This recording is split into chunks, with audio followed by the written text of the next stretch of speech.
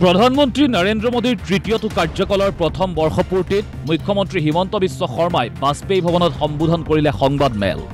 সংবাদমেলত প্ৰধানমন্ত্ৰী মোদীক প্ৰশংসাৰে উপচাই পেলালে মুখ্যমন্ত্ৰী হিমন্ত বিশ্ব শৰ্মাই। মোদীৰ নেতৃত্বত ভাৰত বিশ্বৰ চতুৰ্থ বৃহৎ অৰ্থনীতিলৈ ৰূপান্তৰ হ'ল। শীঘ্ৰেই তৃতীয় স্থান পাব ভাৰতে। আমাৰ দেশ আজি বিশ্বৰ চতুৰ্থ বৃহৎ অৰ্থনীতিলৈও ৰূপান্তৰ হ'ল। আমি নিশ্চিত যে অহা খুব কম দিনৰ ভিতৰতে আমাৰ চৰকাৰখনে বা আমাৰ চৰকাৰৰ যি প্ৰচেষ্টা সেই প্ৰচেষ্টাই আমাৰ দেশখনক অতি সোনকালে বিশ্বৰ তৃতীয় অৰ্থনৈতিক শক্তিলৈ ৰূপান্তৰ কৰিব। সংবাদমেলত অপাৰেশ্যন সিন্দুৰৰ প্ৰসংগ উল্লেখ কৰিলে মুখ্যমন্ত্ৰীয়ে। মুখ্যমন্ত্ৰীৰ মতে প্ৰধানমন্ত্ৰীৰ হাতত হাত ধৰি অসমো আগুৱাবলৈ সক্ষম হৈছে। মোদী অসমৰ বাবে সম্পদ। মা কামাখ্যা, মহাপুৰুষ শংকৰদেৱ, নৰনাৰায়ণৰ ওচৰত প্ৰধানমন্ত্ৰীৰ বাবে প্ৰাৰ্থনা। মোদী ডাঙৰীয়াৰ 11 বছৰ কাৰ্যকালক কৃতজ্ঞ অসমবাসীয়ে গৌৰৱেৰে সোঁৱৰণ কৰিছে। অপাৰেশ্যন সিন্দুৰত দেখুওৱা শৌৰ্য আৰু বীৰ্যৰ বাবে সেনাবাহিনী আৰু প্ৰধানমন্ত্ৰী ডাঙৰীয়াক আমি অশেষ ধন্যবাদ আৰু কৃতজ্ঞতা জনাইছোঁ।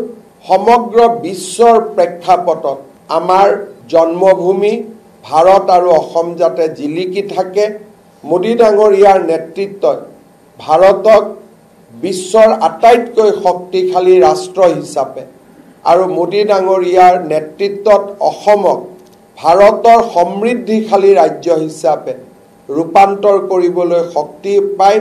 পৰম পিতাই তেখেতক শক্তি দিয়ে। নৰ আৰু নাৰায়ণ, নৰ নাৰায়ণ দুইটাৰে যাতে শক্তি তেখেতৰ লগত থাকে তাকে প্ৰাৰ্থনা কৰিছোঁ। মুখ্যমন্ত্ৰীয়ে সংবাদমেলত লগতে উল্লেখ কৰিলে যে অসমৰ বিকাশৰ ক্ষেত্ৰত প্ৰধানমন্ত্ৰীৰ প্ৰচেষ্টা একক। এই ক্ষেত্ৰত উন্নয়নৰ প্ৰকল্পত ৰাইজে বাধা দিলে নহ'ব। উদ্যোগীকৰণৰ কাৰণে মোদী ডাঙৰীয়াই পৰিৱেশ এটা নিৰ্মাণ কৰি দিছে। অসমত টাটাও আকৌ আহিব খোজে, আদানীও আহিব খোজে, আম্বানীও আহিব খোজে, কোনো ক'তো অসুবিধা নাই। জাপানৰ পৰা আৰু ফৰেষ্ট ইনভেষ্টমেণ্ট আহিব। মই মতা নাই, কাৰণ যদি জাপানৰ মানুহে ইয়াত আহি মাটিৰ কাৰণে আন্দোলন দেখা পায় তেতিয়াতো অসমৰ ইমেজটোৱে বেয়া হৈ যাব। সেইকাৰণে মই শ্ল' কৰাই আছোঁ। মই ভাবোঁ যে কেন্দ্ৰই ৰাস্তা খুলি দিছে, উদ্যোগপতিসকলো আহিব খোজে। অসমে আঁকোৱালি ল'ব পাৰিলে অসম ভাৰতৰ ভিতৰতে এখন সমৃদ্ধিশালী ৰাজ্যত পৰিণত হ'ব।